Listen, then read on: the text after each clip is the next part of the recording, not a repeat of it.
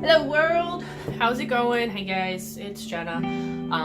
Kind of here by myself today just because we're going to be doing a coming out story today. Sarah's going to be doing one later, but our journeys are so different that we wanted to make sure that they had their own space. It's just me today, kind of talking about it. A little weird because, you know, we're already out. Sarah and I started the channel while we were together. Of course, we already did a proposal video. If you haven't seen it, put the link down.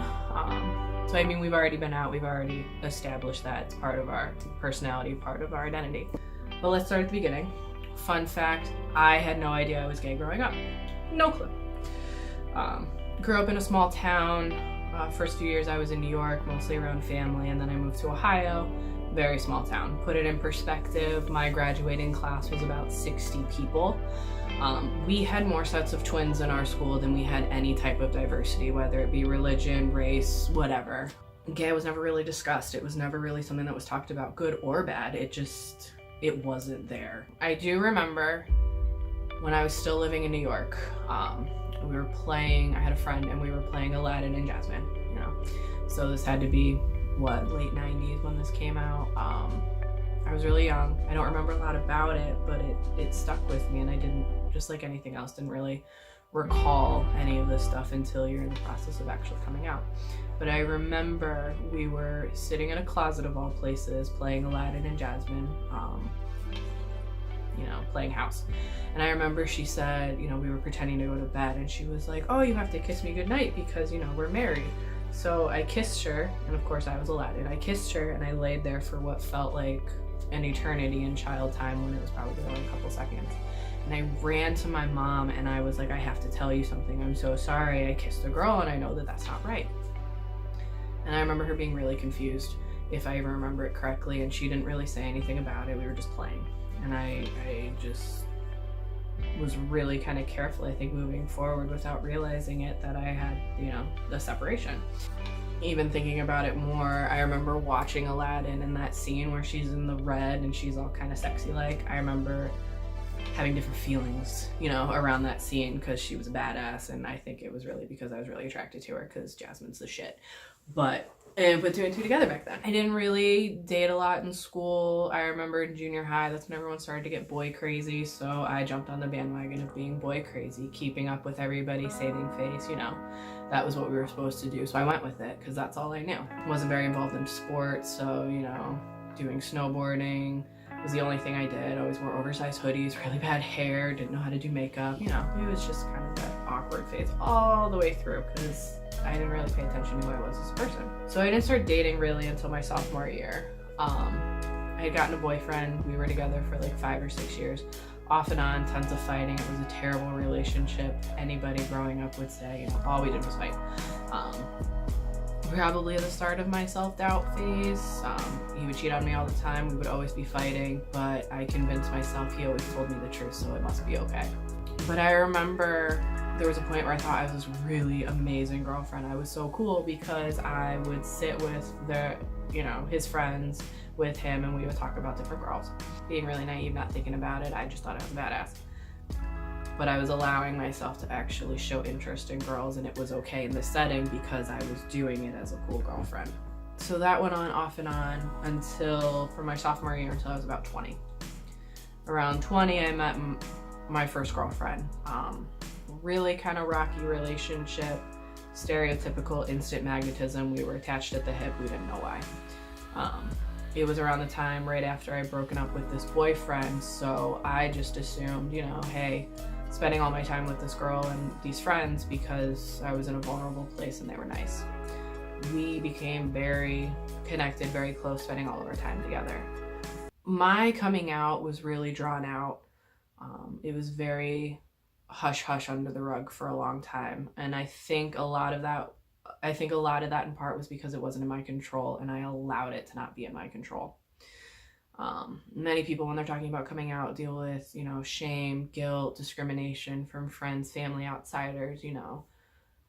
Often that's, you know, what we hear. There are those ones that are really good coming out stories and great coming out stories, and I hope that we hear more of those. But I got most of that shame and that guilt within this relationship. So it was really kind of hard to explain, and it really kind of messed with me for a while.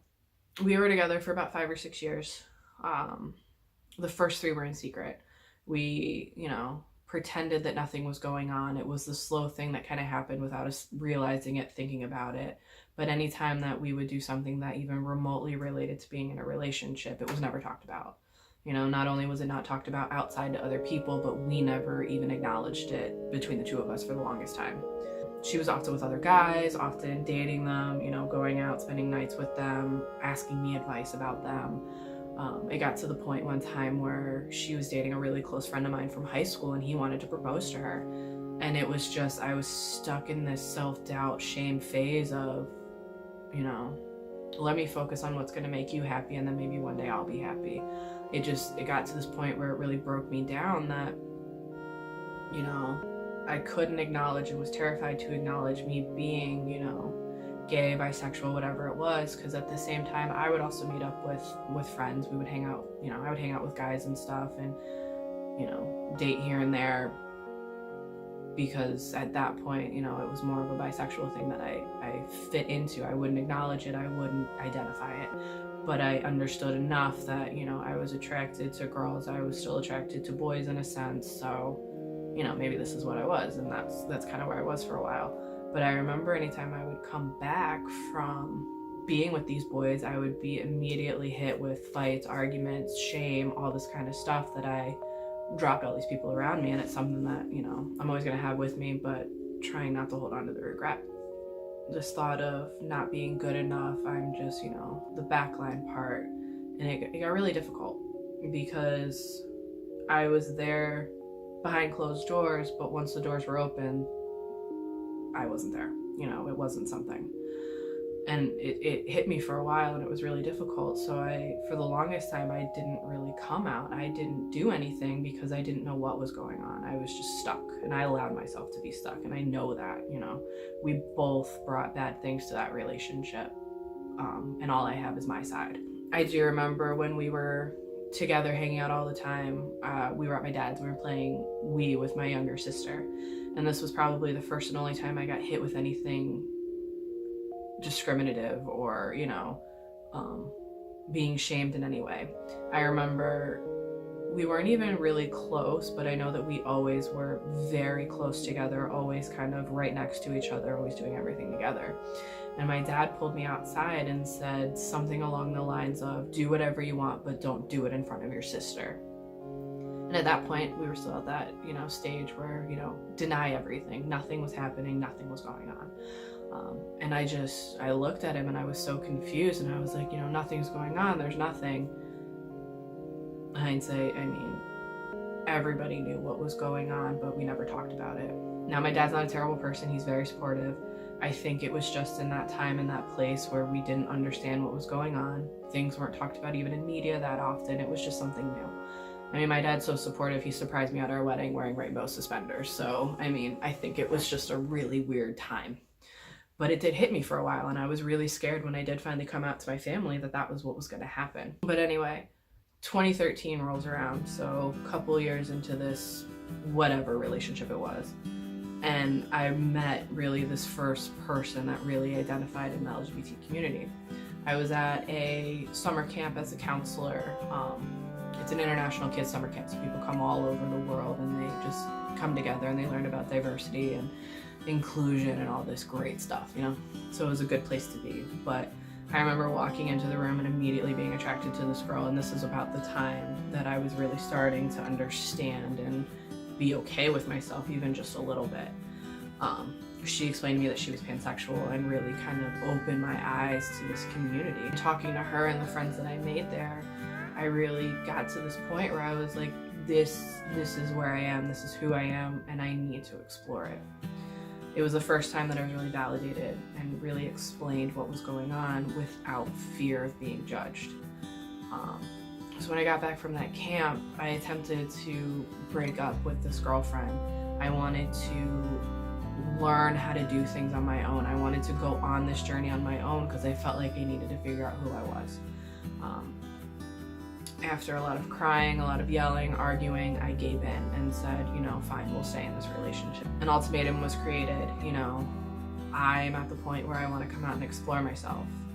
But I told her that I wasn't going to do that because we were so close, we were living together. If I came out, it would have outed her, and that's not my place. So I made her know that this is what I was, this is what was happening. She had a really hard time with that. It took a while before she eventually kind of got on that same page. Ended up making a coming out piece that I put in an art gallery. I needed to express it, needed to show how I was feeling in that moment.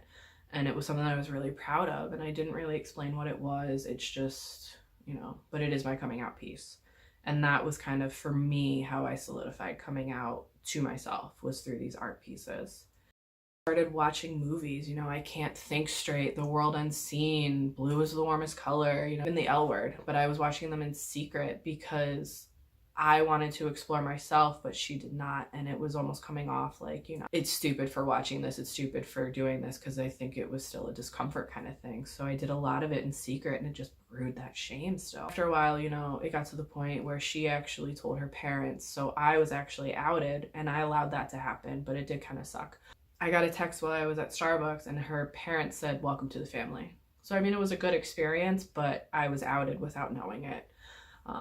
After that, I started coming out to my parents.